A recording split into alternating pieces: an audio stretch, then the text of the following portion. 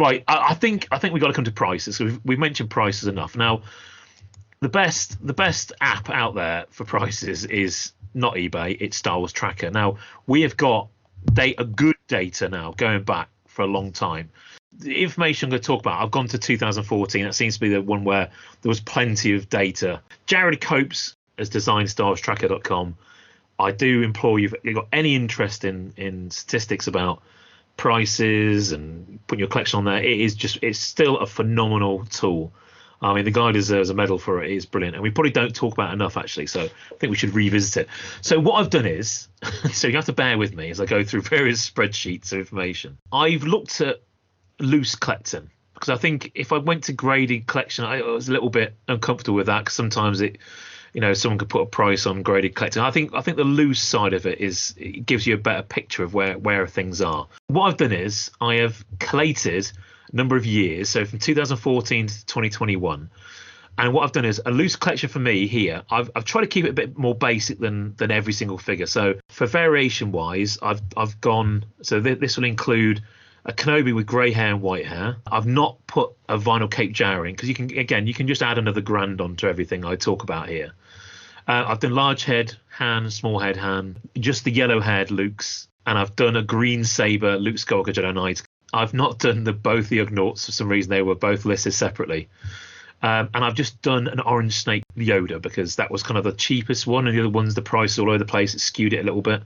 But just so you got a basic idea. It's not DTs, sabers, it's not all that sort of stuff. It gives you a better picture. I want to get you guys interacting on this. So I'm going to give you a figure, 2014, right? So for an entire run, so all those figures I've talked about, which is 102 figures, the total price, if you wanted to put together a collection of all those figures in 2014, does anyone want to give me an estimate on that? Now, I did do this farthest from talk, but I didn't cover 2014. I think I started around about 2016, 17.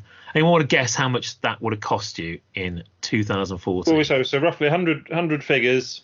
Show 100 figures, yeah. No big boys. Yes to Snaggletooth. Just the normal Snaggletooth. Still say it's about 2,000. I still thought. Okay, so I've gone blue Snaggletooth, no dent, which is the cheaper one, because there was more data on here. The other one was a bit obscure. So take that into account. No vinyl Cape Jarrow. So you reckon under 2,000, Rich? Yeah, not much, but under. I would be higher than that, I think. Just throw me a figure. I'm going to go 3.5. Okay. Yeah, I'm closer to Rich. I was thinking 2.5. 3. Well, this did shock me actually, because where we are now and where we were then, it was £1,643, and that was from a demographic of 16,271 figures. So a decent amount of figures during that year. That's 2014 for a loose collection with pretty much decent, a couple of good variants, but nothing special. So if you add on the vinyl Cape Jarrow, obviously another grand on that, or 500 quid or whatever. So I was quite surprised how low that was, but that is quite shocking, isn't it? Yeah, it's quite low. But you want to know what it is now? Anyone want to fathom a guess? In 2021, so we've only got 11 months of data. Say 7,000. No, another chance. I'd say 4,800-ish. I was going to go for 5,000. Jason? 6 grand. Well, I say Jason's probably closest. It's just under 6 grand. So £5,840. It's like, whoa. I think that's quite a lot. And that has jumped. So 5,840 in 2020, very, very similar demographic, 16,886, 4,294 the average was. And this is based on so you've totted up the individual prices. Totted up the individual average price. So I mean, if you go through the years, and I've got all the lists here. I mean, I'll ask Jared if we can publish these. I don't want to ruin his data, but there's some staggering, figures. I mean, like I said, there's a Power Droid for a penny is the lowest version, and then the highest amount paid is £98.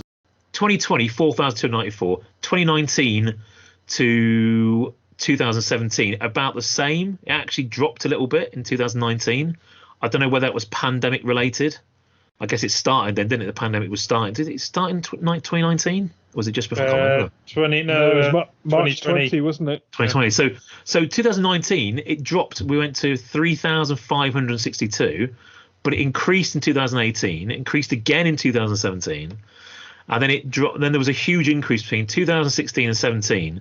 There was about £1,000 difference. So 2016, 2,983. 2017, 3,827. So, but there was a big demographic move as well. So in 2015 and 16, it climbed from 2214 to 2983, and the demographic was huge. It was 23,000 in 2015 and 22,000 in 2016, and then there was an enormous drop. So, I mean, we've talked about things like Force Awakens changing things, but for some reason there was an enormous drop. So whether people were going, you know what, I'm going to keep hold of my figures, not sell them, and see if they increase in price, because that's an 8,000 drop in demographic. That's huge. If you sell something for £100 today that you think might be worth £1,000 in a year or two's time, you're going to hang on to it, aren't you? That's because, I mean, I've sold stuff for decent chunk of money at the time, been really pleased, and 2 or 3 years later it's 4 times the price. You think, oh, I wish I'd hung on to that. There must be a lot of people sitting on their toys, not selling them, thinking, well, if I sell it now, next year it could be double. Eventually there's going to get to the critical point when people do start dropping off, that not everything will keep rising. There was a couple of comedy kind of leaps. I think one of the biggest leaps was Death Star Droid. The lowest price I could find was 72p. The highest price this is a single loose figure, £500. Wow, that's an enormous leap. So someone had got the same. But now, obviously, condition is a big thing. A lot of these things. There were some big prices of items. Thinking, wow, why did that go for so much? Especially like the droids, like the Death Star droid. There was one that was apparently the whole unsnapped limbs thing. Which I don't know if is true or not. There was some crazy person just paid £600 on a Boba Fett loose figure, not tri-logo variant. Someone paid £695 for a tri-logo variant loose. That was the highest. That's been the highest, all-time highest, should I say, on Star Wars Tracker. But I had a look at the first 12 and the last 17. I always think that's quite fun. You want to speculate 2014 amateur, a loose run of the first 12? So it's actually first 13 because I put in both hands. I thought, well, be a bit shameful to leave them both out. So 2014, how much do you reckon it would cost you to get the first 12 stroke 13? A cumulative price. Anyone? Somewhere south of £200. Yeah. 250. Okay. Rich? I might go a little bit low, actually, probably about 180. Yeah, £167. Oh, sorry, Spoons. Do you not have a go? I guess about 170, something close to that. Oh yeah, good guess. All right, £167. So not bad.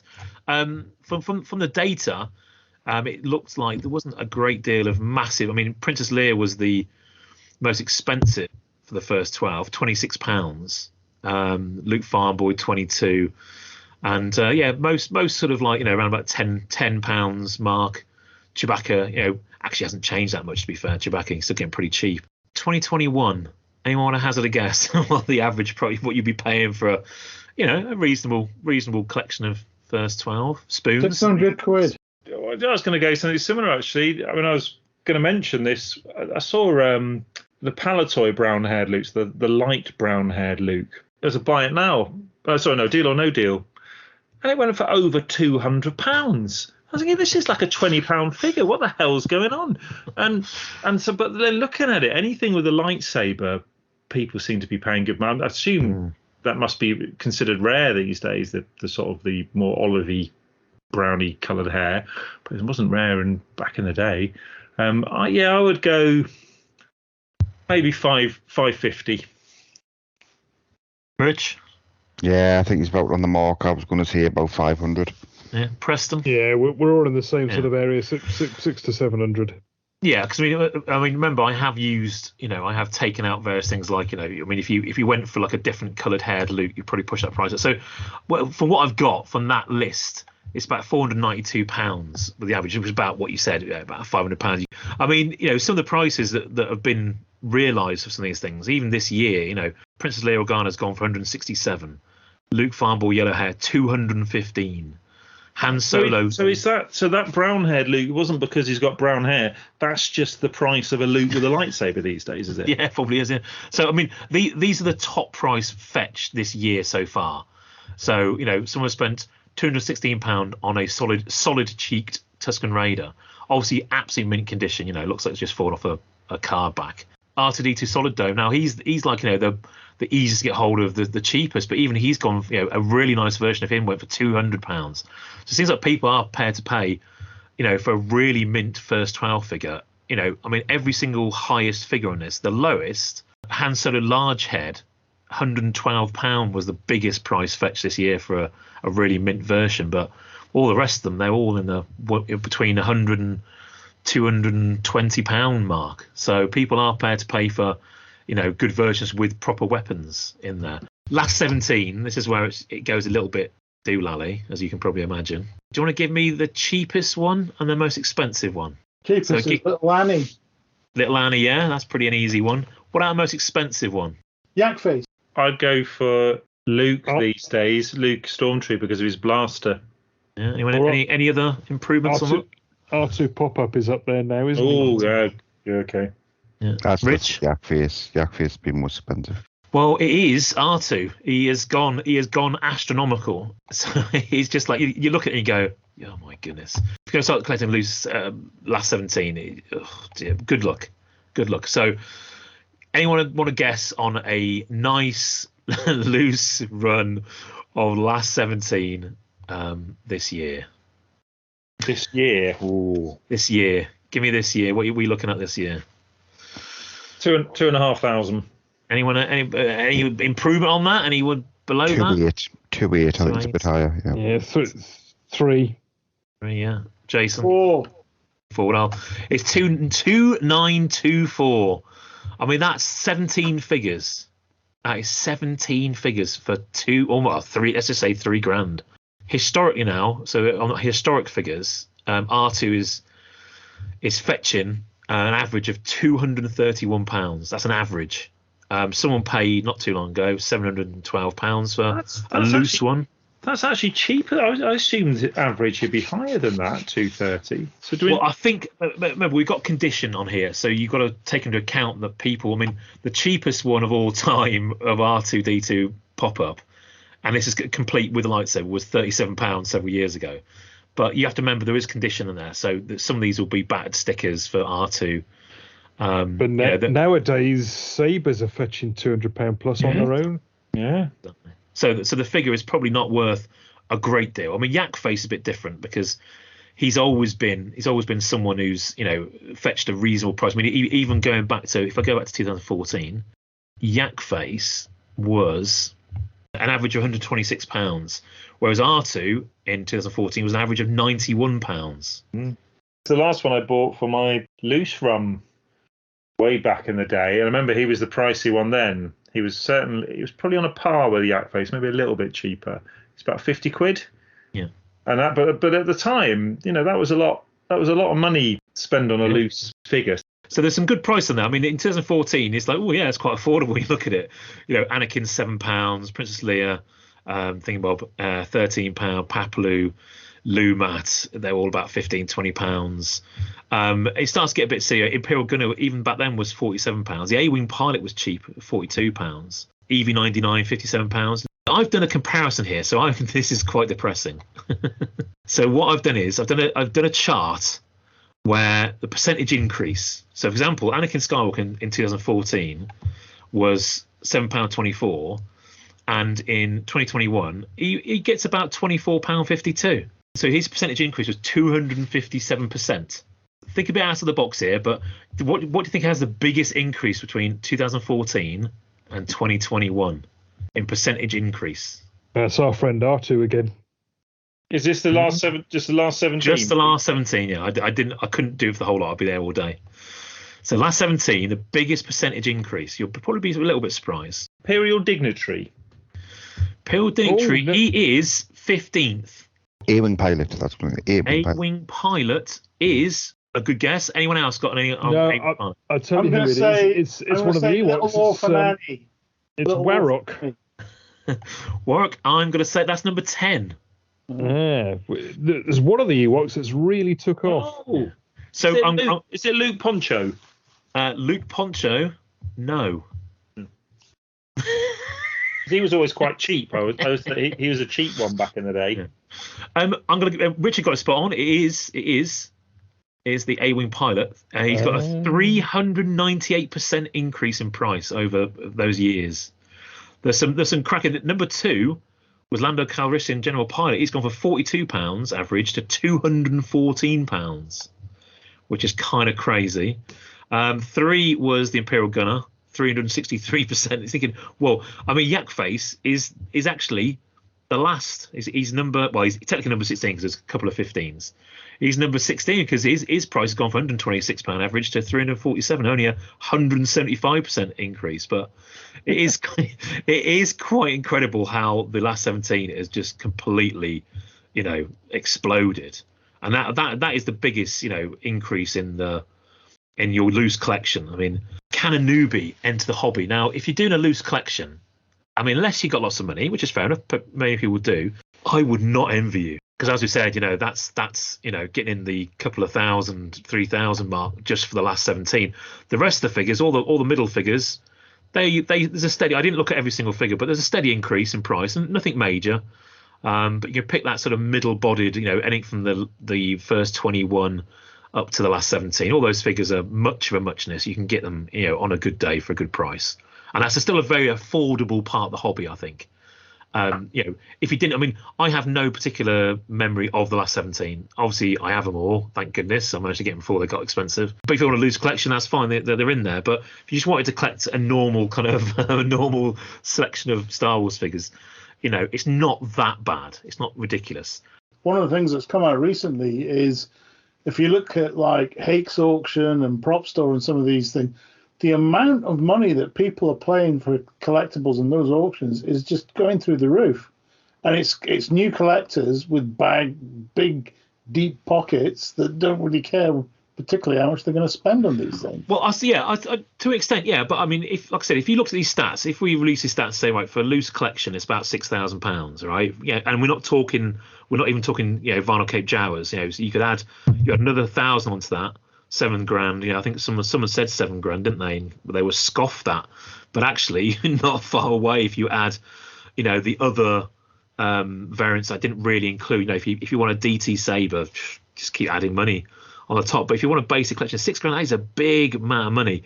And if you saw a full loose collection go for, let's say, 2,000 or 3,000 at auction, it'd be worth it, wouldn't it? You'd save yourself a fortune. Not only in the fact that you'd save yourself a couple of grand, you'd actually save yourself all that hassle of trying to get it, because it's only going to go up. I mean, that is, for my figures, these are just averages. Remember, we always take into account that it is just averages. You can pick these things up much cheaper than what I've said. If you don't mind on the condition, I mean, I've got some nice loose figures. There's a few with a few bites in. I've still got my original small head Han. He was my played with figure. I remember I played him. He's all over the place. It depends what you want. If you want to really, I mean, we're not even talking graded prices either. I didn't go down the graded route because I find it a little bit odd because some of the prices are ridiculous. But imagine what a graded collection. It must be 10 grand plus for that same collection graded. It must be, and I think for a newbie in the hobby, that's going to put you off, isn't it? Unless you're loaded, that is going to put you off. Anyone think it's a encouraging thing to tell someone to come into the Star Wars hobby? Well, I hear what Jason says, and we do see things going for ridiculous amounts of money these days, but wages haven't gone up by the same amount as what Star Wars collectibles have, not by any means. No, good point. And there's an awful lot of people out there. You see it on Facebook and on the groups every day, who are bemoaning how much these prices are going up and how they can't afford to collect. There are a lot of people I've noticed who've abandoned the last 17, who are just doing the 79 run, and who can blame them, really? Yeah. So yeah, as a newbie, somebody entering the hobby, I think more so today than ever before, you've got to know your limits. You've got to decide what you're going to collect. You've got a budget for it. You've got to be satisfied with what you choose to go for, because I think gone are the days when you can expect to have every figure and every vehicle and carded, and and unless you are Mr. Moneybags, that sort of collection's unattainable these days. There are an awful lot of people out there who are collecting loose runs and thoroughly enjoying it, and there's absolutely nothing wrong with that. But as I say, I think aspirations probably have changed from people entering the hobby, simply because a lot of the stuff, you can only dream about, can't you? For the loose figures, now I know I've scared everyone with those prices, but that is for groupings of figures. Now, if you take your time, I said you can pick up those middle figures quite cheaply, and they're always coming up on Echo and stuff. If you're going to spend like 10 quid a week, 20 quid a week, 30 quid a week kind of thing, you can pick up a couple of figures, and you can quickly in half a year have most of your collections. But a yak face, yeah, it's 200 or 300 quid, but if you save for it and you're just patient, you can have those figures. They're not the thing is, if I look at all the demographics of the figures, I've said 16,000 figures, 3,000 figures, there's plenty of them. There's not a single data point and the volume of figures outside of a complete A-wing pilot. So there's 14 of them the last year were sold. 14. That's not very many, is it? That is small. But you can own them. They do exist. Everything else, there's hundreds of them. And these are things picked up on. I think Jared is now picking data up from forums and groups and auctions and stuff. But majority of the Star Wars figures, you can get them. They are not unobtainable. So I think for newbie, just be patient and just pick and choose your battles. Maybe you want to start with your expensive figures if you want a yak face. Maybe that's where you start.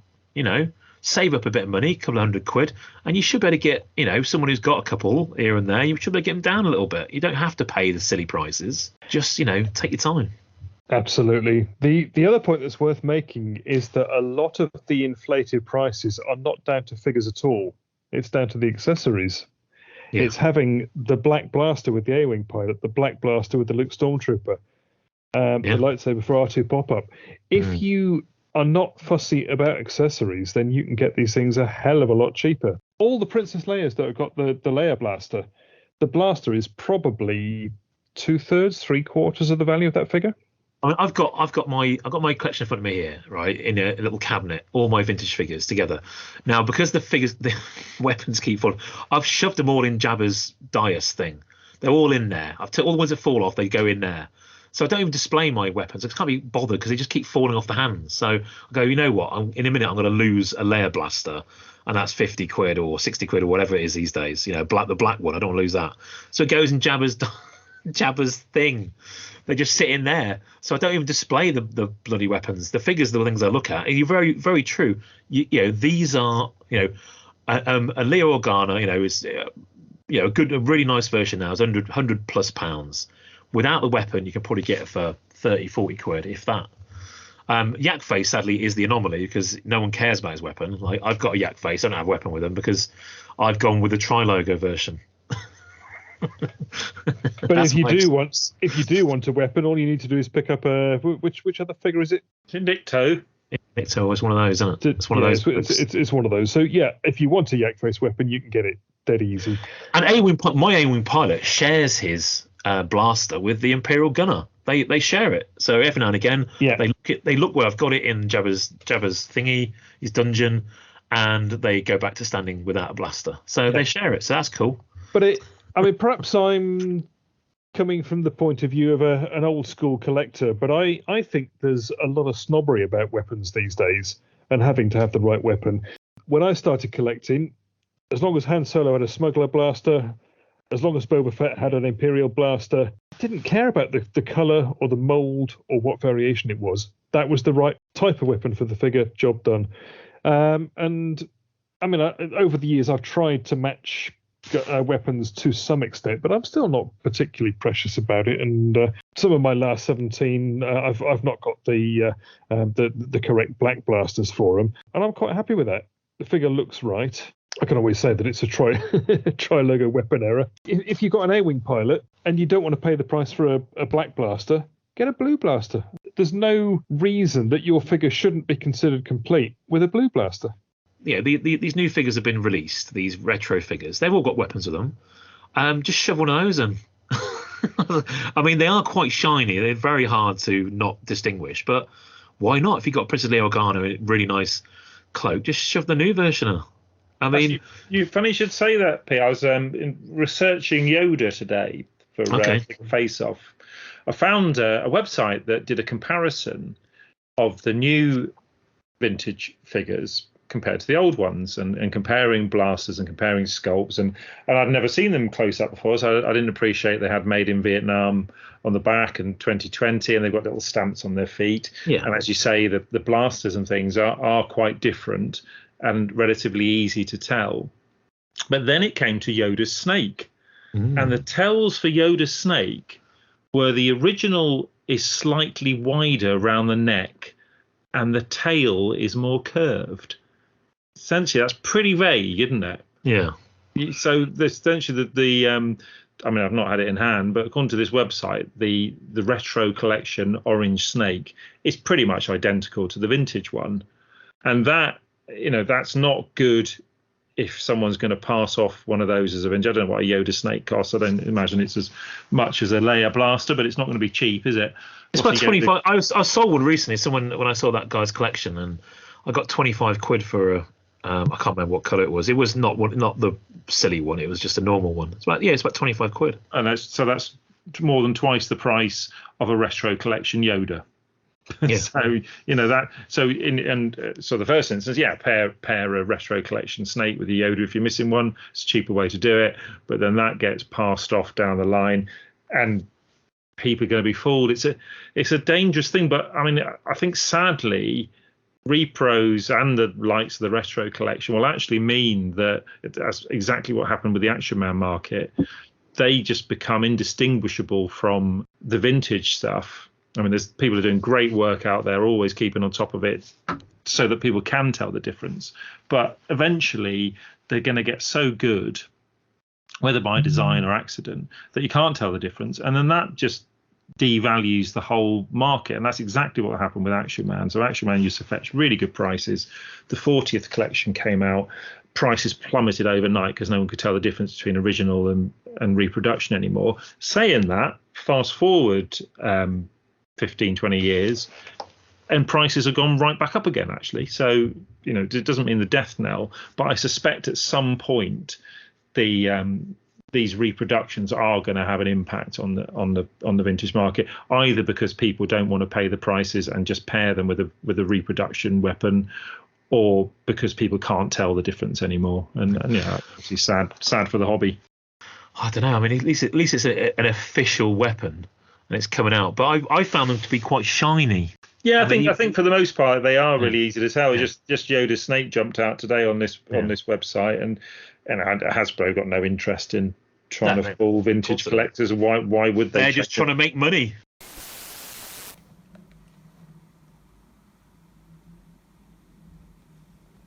Hello there. You may remember me from The Empire Strikes Back. Now, don't forget to hit subscribe and also click the bell for notifications.